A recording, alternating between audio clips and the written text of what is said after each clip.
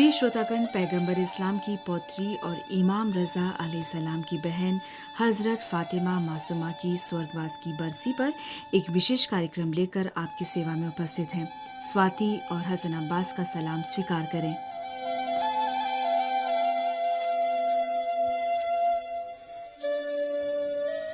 पैगंबर इस्लाम सल्लल्लाहु अलैहि वसल्लम के पौत्र और आठवें इमाम इमाम रज़ा अलैहिस्सलाम को जब मदीना से देश निकाला दिया गया तो उन्होंने अपनी बहन हज़रत फ़ातिमा मासूमा से विशेष रूप से विदाई ली। वे दोनों अपने नाना पैगंबर इस्लाम के मज़ार पर गए और उनसे विदाई ली। फिर दोनों भाई बहन एक दूसरे से विदा हुए।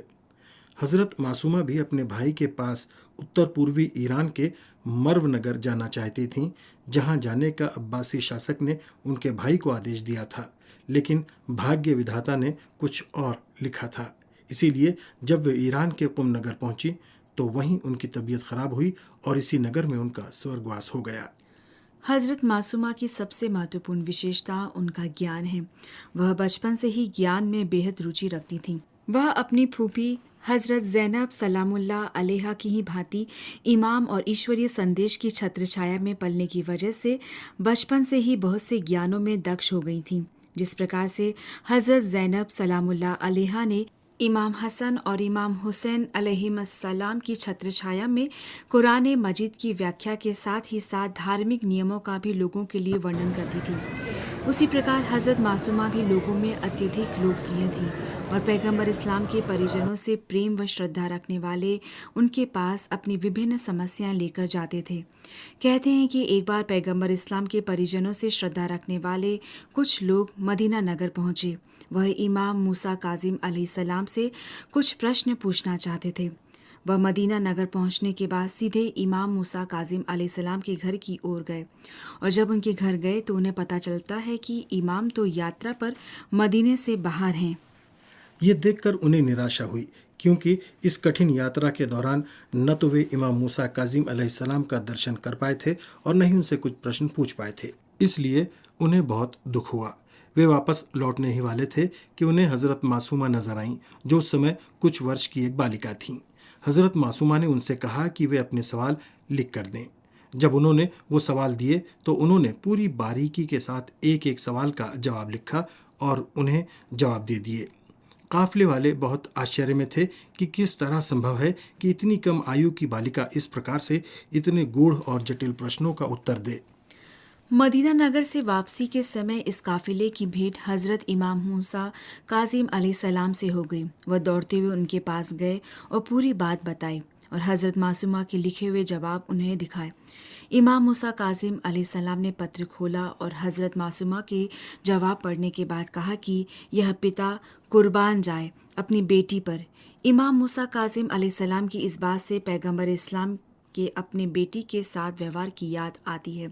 हज़रत मासूमा सलामुल्लाह अलैहा को पता था कि किस प्रकार से धार्मिक ज्ञान को सीखा और फिर उसका प्रसार किया जाता है। यही वजह थी कि अब्बासी शासकों के उस घुटन भरे माहौल में भी उन्होंने जो कुछ अपने पूर्वजों और अपने पिता से सीखा था उसे जनता के मध्य फैलाने की कोशिश करती थी। यही वजह है कि ईश्वरीय दूतों और उनके उत्तराधिकारियों के कथनों के संकलन में हज़रत मासूमा सलामुल्लाह अलैहा के हवाले से कई कथन मौजूद है।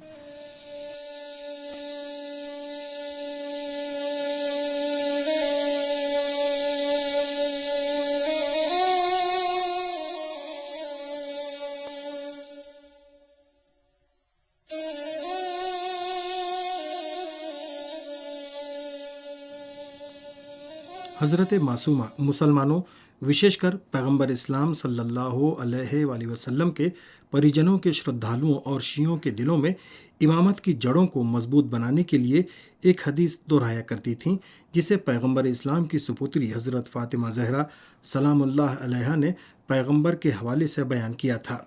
इस हदीस में पैगंबर इस्लाम कहते हैं कि जो भी मेरे परिजनों के प्रेम में मरता है वो शहीद मरता है। अलबत्ता यह हदीस केवल हज़रत मासूमा ने बयान नहीं की है और केवल शिया किताबों में ही नहीं है, बल्कि अहले सुन्नत ने अधिक विस्तार से यह हदीस बयान की है। इस हदीस में पैगंबर कहते हैं कि जो भी मेरे परिजनों की मोहब्बत के साथ मरे वो इस दुनिया से शहीद के रूप में जाता है। जान लो कि जो भी मेरे परिजनों की मोहब्बत के साथ इस दुनिया से जाता है उसके पाप क्षमा कर दिए जाते हैं।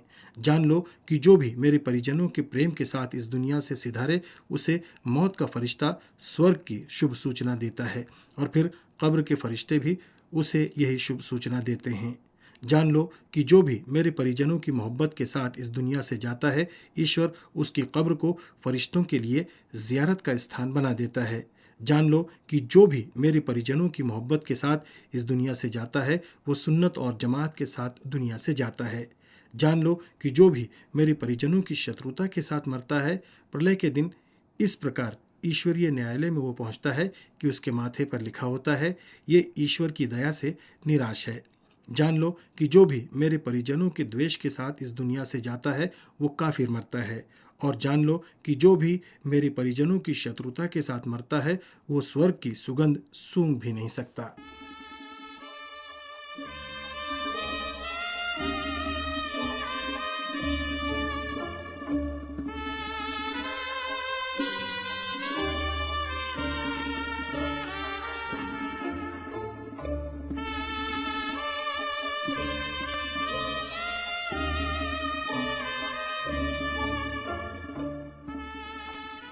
इस्लामी जगत की प्रभावी घटनाओं में से एक हज़रत मासूमा सलामुल्लाह अलैहा का मदीने से कुम नगर पहुंचना है। वे 1 साल तक अपने भाई इमाम रज़ा अलैहिस्सलाम की जुदाई की कठिनाइयां सहन करने के बाद उनसे मिलने के लिए मदीना नगर से ईरान के खुरासान क्षेत्र की ओर रवाना हुई। इस यात्रा में उनके परिवार के कुछ लोग उनके साथ थे। वे लोग रास्ता तय करते हुए ईरान के सावा शहर तक पहुंचे। यहाँ पैगंबर के परिजनों के कुछ दुश्मनों और सरकार के कारिंदों ने हज़रत मासूमा और उनके साथ आने वालों का रास्ता रोक दिया और उनमें से कई को शहीद कर दिया जबकि अनेक को बंदी बना दिया। इस घटना से हज़रत मासूमा को बहुत अधिक दुख हुआ और वे बीमार पड़ गईं, जिसके कारण आगे बढ़ना उनके लिए संभव नहीं रहा।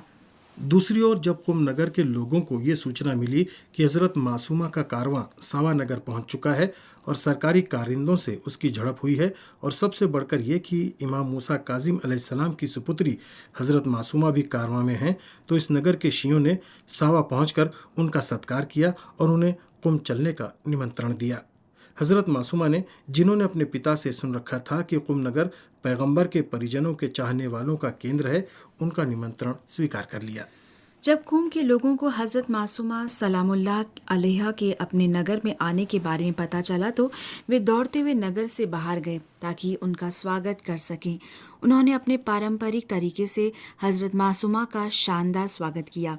इतिहास से पता चलता है कि जिस तरह से हज़रत मासूमा का कुम नगर में स्वागत हुआ उससे ईरान में इमाम रज़ा अलैहिस्सलाम के स्वागत की याद आ गई।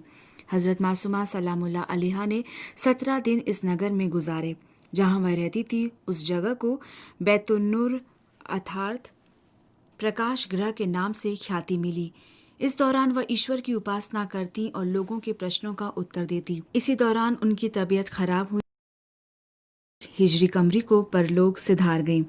हज़रत मासूमा सलामुल्लाह अलैहा को कुम नगर में ही दफन कर दिया गया और आज उनका मज़ार पूरी दुनिया के लिए दर्शन स्थल है और हर साल लाखों लोग पूरी दुनिया से उनके मज़ार के दर्शन के लिए कुम नगर जाते हैं।